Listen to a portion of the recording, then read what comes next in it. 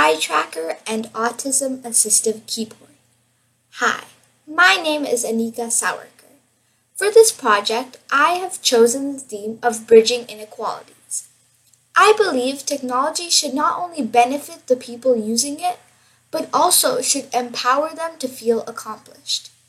We should give those with disadvantages an equal footing to learn and grow, just like any other person.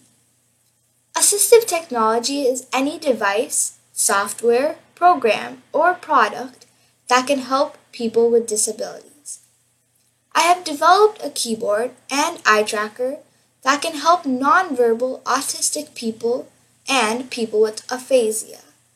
These are people who may understand what is spoken to them, but who have trouble verbally communicating. My virtual keyboard is an excellent tool to help them by letting them press different buttons to have a computer speak for them. My eye tracker is on a website that anyone can access for free on a phone, tablet, or computer.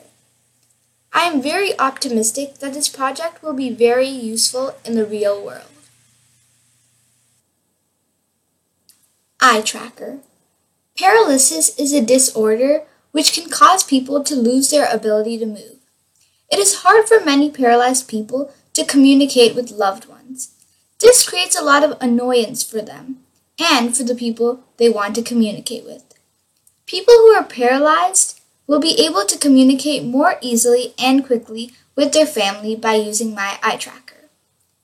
My eye tracker helps paralyzed people by combining eye movement tracking with a keyboard designed to be used without having to click. Basically, when your eyes look at a key for a specific amount of time, it is considered that you typed the key. There are additional keys like speak, delete, clear, etc. When you are done typing, the computer will speak your typed message out loud using synthesized speech when your eyes focus on the key speak. The keyboard I designed also has buttons that will type full phrases. For example, when you click on the bed icon, the keyboard types, "I would like to go to bed." Autism Assistive Keyboard. Autism is a disorder which can cause people to have trouble with social skills, speaking, and nonverbal communication.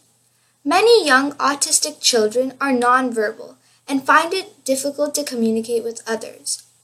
This creates a lot of frustration for them and for the people who are trying to communicate with them. People who are autistic will finally have control over their own lives and can improve their communication with others by using my Autism Assistive Keyboard. This keyboard helps people who are autistic by communicating with others using the computer's voice instead of speaking themselves. On this keyboard, there are a lot of buttons, which depict icons representing what you want to say.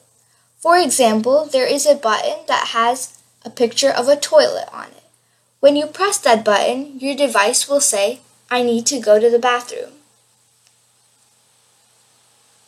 Now I would like to show you a demo of my Autism Assistive Keyboard. This keyboard is on a website that is accessible to anybody for free.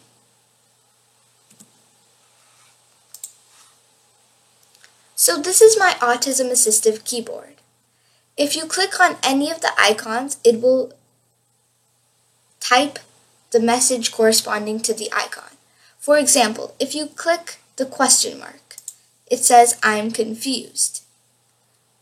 If you click the water, it says, "I'm thirsty," and etc. They all work. Technology summary. I used HTML, CSS, and JavaScript to create my eye tracker and Autism Assistive Keyboard. To store, maintain, and easily access my source code, I used Replit and CodePen.io. HTML is the standard language for making applications and websites. HTML stands for Hypertext Markup Language. HTML also goes hand in hand with CSS and JavaScript. CSS is a language mostly used for describing and styling your website or application. CSS stands for Cascading Style Sheets. JavaScript is a high-level programming language which is dynamic and prototype-based. I have chosen Bridging Inequalities as my theme for this project because autistic and paralyzed people face challenges due to the difficulty communicating with others. But with my two keyboards, people who are autistic or paralyzed will be equal to everybody else and would not be treated differently. Results. I tested out two different methods, the eye tracker and the manual method. As you can see, I have attached the picture of the manual method at the bottom right corner of this slide.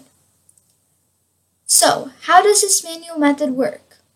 There's a speaker who helps an autistic person to communicate. The speaker reads out each letter one by one from right to left. Then, the autistic person responds with a signal for the speaker to select the column.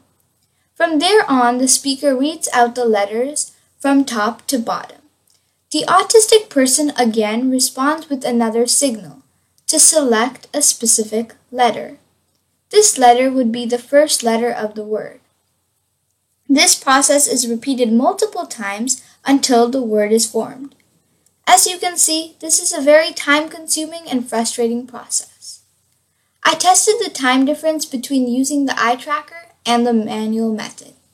We found out that using the eye tracker was 6.8 times faster than using the manual method. In both methods, I said the same phrase, hello. Using the eye tracker, it took me 10 seconds, but using the manual method, it took me 1 minute, 8 seconds. Appendix. This is the PlayStation Eye camera I used for my eye tracker. This is the Arduino I used to make my eye tracker. These are IR LEDs I used to make my eye tracker. Thank you.